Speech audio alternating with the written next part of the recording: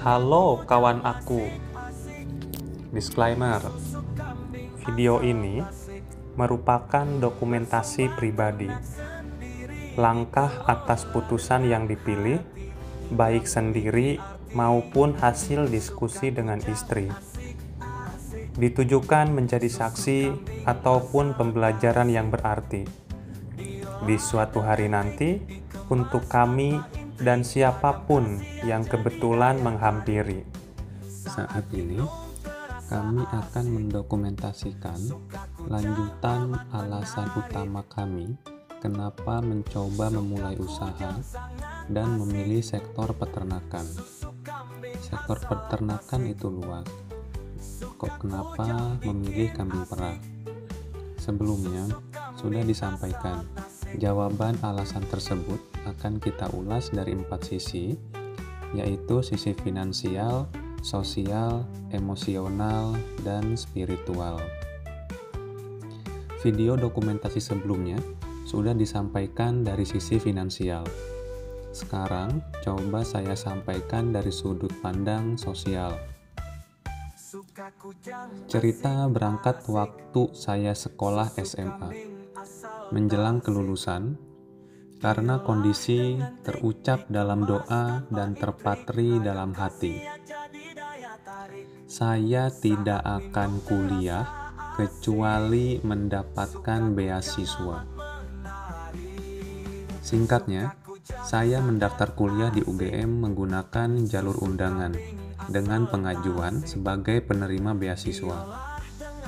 Dan alhamdulillah diterima. Beasiswa full dari pemerintah. Nama beasiswa tersebut adalah beasiswa bidik misi. Biaya kuliah gratis dan diberikan uang saku di setiap bulannya. Selama proses perkuliahan berjalan, pembelajaran yang diperoleh dari bangku kuliah, pembelajaran hidup dari pengalaman, mengamati kondisi sekitar, bergaul sampai pada satu titik saya merenung dan itu menyadarkan. Yang saya gunakan ini adalah uang negara dan di suatu saat nanti dengan seizin Tuhan, saya harus mengembalikannya dengan cara yang benar. Sederhananya, saya merasa dan meyakini bahwa saya sedang memikul beban moral. Formulasi cara yang saya susun untuk mengurangi beban yang saya pikul tersebut yaitu saya harus membantu orang-orang di sekitar saya agar tidak menjadi beban negara tercinta Indonesia. Saat itu, langkah teknis yang harus saya lalui seperti apa? Sepenuhnya saya pasrahkan kepada Sang Pencipta. Yang pasti satu, saya harus merasa cukup terlebih dahulu, baru bisa bantu orang lain. Singkatnya, saya lulus kuliah. Seketika saya menjadi beban negara kembali dengan menyandang 2 gelar sekaligus. Gelar pertama sebagai sarjana dan gelar kedua sebagai pengangguran. Upaya melamar kerja kesana kemari, tebar umpan sebanyak mungkin, sampai pada satu jalan masuk, saya diterima di salah satu perusahaan pertambangan batubara dengan posisi sebagai FGDP CSR. Seketika Tuhan menjawab keinginan saya yang sebelumnya saya panjatkan. Posisi itu memungkinkan saya untuk bekerja mendapatkan penghasilan dan sekaligus bisa membantu orang-orang di sekitar perusahaan dengan jalan dan cara saya. Sungguh kenikmatan yang luar biasa. Rasa nikmat tersebut berjalan dan bertahan cukup lama, sampai tiba pada kondisi di lingkungan saya tinggal atau singgahi, beberapa orang kesulitan dalam mencari pekerjaan hanya sekedar untuk memenuhi kosongnya perut mereka. Mereka yang dimaksud itu orang tersebut ada istrinya, ada anak-anaknya, bahkan terkadang orang tuanya. Kenyataan tersebut baru saya lihat di beberapa tahun setelah saya bekerja. Di satu sisi, angka cukup saya dan istri masih di bawah penghasilan saya. Kami tidak dipusingkan dengan urusan perut. Di sisi lain, banyak kondisi yang terbalik di sekitar saya.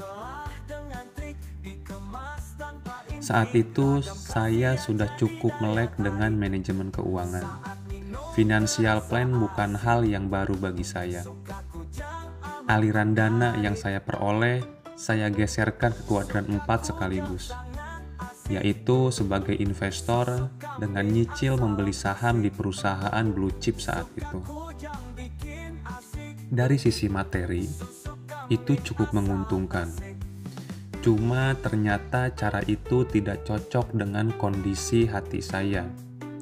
Kegelisahan atau ketidaknyamanan itu muncul di hati saya, sampai pada kondisi dana tersebut semuanya saya tarik, prioritasnya saya ubah. Saya harus memiliki usaha sendiri dengan beberapa syarat yang sudah saya tentukan sebelumnya dengan proses pengkajian. 1. Usaha tersebut harus masuk dalam kategori padat karya, artinya berpeluang banyak orang yang bisa bekerja di usaha tersebut. Kedua, usaha tersebut ketika membutuhkan pekerja tidak harus memiliki skill khusus apalagi ijazah untuk masuk.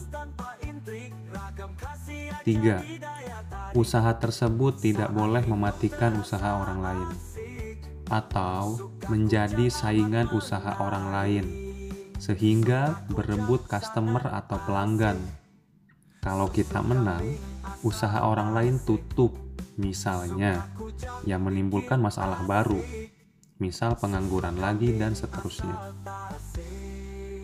Keempat, usaha ini mudah direplikasi dan diduplikasi. Saya ingin saudara-saudara saya nantinya bisa dengan mudah mengikuti jejak langkah kami. Mudah-mudahan, insya Allah kalau kami berhasil. 4 syarat itu wajib dipenuhi. Maka, proses pemetaan dan penentuannya tidaklah cepat. Perlu waktu yang cukup lama, mulai dari pengamatan, baca ragam literatur yang ada, sesekali buka buku. Banyak peluang usaha yang sudah kami tuliskan, banyak pula alternatif yang sudah kami coret. Sampai pada waktu kami menemukan satu garis yang bisa menjawab keempat syarat tersebut. Seiring berjalannya waktu, jawaban mulai mengerucut di bidang peternakan.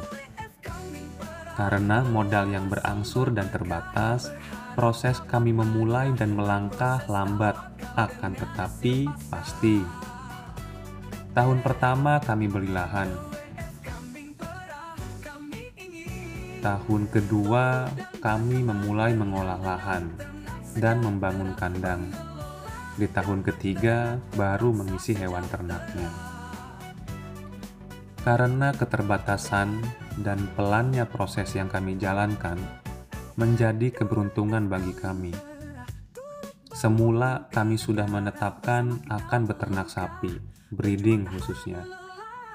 Setelah kami hitung di dalam Excel, kami bandingkan dengan kambing, ternyata kambing memiliki potensi yang lebih baik dibandingkan dengan sapi ketika kita tuliskan dengan modal yang sama. Sehingga ketika kandang kami dibangun sudah 60%, haluannya kami putar. Kami ubah yang semula itu kami setting untuk kandang sapi, kami ubah menjadi peruntukannya sebagai kandang kambing. Memang tidak ada proses pembongkaran, hanya saja menjadi kurang efisien dalam berproses karena ada beberapa kawan yang memang sampai dibongkar kandangnya karena keliru melangkah sebelumnya. Alhamdulillah kami tidak sampai di titik itu. Kembali ke pertanyaan utama dari video dokumentasi kali ini, kenapa kami memilih beternak dan kenapa beternak kambing perah bukan jenis yang lain? Jawaban dari sudut sosial yaitu dikarenakan saya memikul beban moral kepada NKRI, sehingga saya harus memiliki usaha yang dapat menjawab keempat persyaratan di atas. Penilaian dan hitungan kami sampai dengan detik ini, kambing perah dapat menjawab keempat syarat di atas. 1. Kambing perah, sektor usaha yang padat karya. Kita batasi dulu pembahasan di sisi hulu atau produksi. Potensinya cukup bagus, bisa melibatkan tenaga kerja yang sangat banyak karena banyak aktivitas atau pekerjaan yang harus dilakukan dan teknologi belum banyak masuk di sektor ini. Kalau pembicaraan kita lebarkan misalkan sampai ke tahap hilirisasi produk, luar biasa besar. Misal, ingin buka usaha atau pabrik pengolahan susu bubuk misal, keju misalnya, yogurt, dan yang lainnya. Dipastikan memerlukan tenaga kerja. Ini cukup menarik, multiplier efeknya cukup besar dan luas, yang pada akhirnya memerlukan tenaga kerja yang cukup banyak. Kedua, secara umum, di kambing perah tidak memerlukan skill atau keahlian khusus, kecuali di level manajerial ataupun kesehatan. Mayoritas level itu tidak memerlukan, dan banyak hal teknis yang mudah dan bisa dipelajari, sehingga tidak perlu ijazah untuk masuk bekerja di sektor ini. Secara potensi, orang-orang di sekitar kami tinggal sebelumnya, mereka itu memiliki ternak, dan beternak adalah hal yang biasa dan lumrah, turun-temurun mereka wariskan dan kerjakan. Cari pakan, menilai pakan, beri pakan, dan seterusnya, itu hal yang biasa bagi mereka. Nyaris bisa dikerjakan oleh semua orang. Nah, untuk sisi manajerialnya, saya sendiri saat ini sudah cukup, dan saya yakini apa yang saya lakukan saat ini, semua itu bisa diwariskan atau diturunkan nantinya ke mereka. Saya percaya itu. Ketiga, kambing perah. Hitungan saya tidak mematikan usaha orang lain. Di lingkungan kami, tidak ada peternak kambing perah. Kami menjaga itu. Ketika ada yang pesan susu ke kami pun, ketika mereka berada di wilayah lain yang itu ada peternak kambing perah di sana, pasti akan saya arahkan ke mereka. Saya tidak mengirim susu ke area sana, kecuali di sana memang tidak ada, baru saya upayakan. Singkatnya, dipastikan ini tidak mengganggu atau mematikan usahanya orang lain. Keempat, kambing perah sangat mungkin untuk direplikasi dan diduplikasi nantinya. Itu pasti. Jadi, itulah kawanku, kenapa kami memilih secara khusus usaha di kambing perah. Untuk sisi emosional, coba akan kami persiapkan untuk dibahas di video dokumentasi berikutnya. Sekian, terima kasih kawan aku.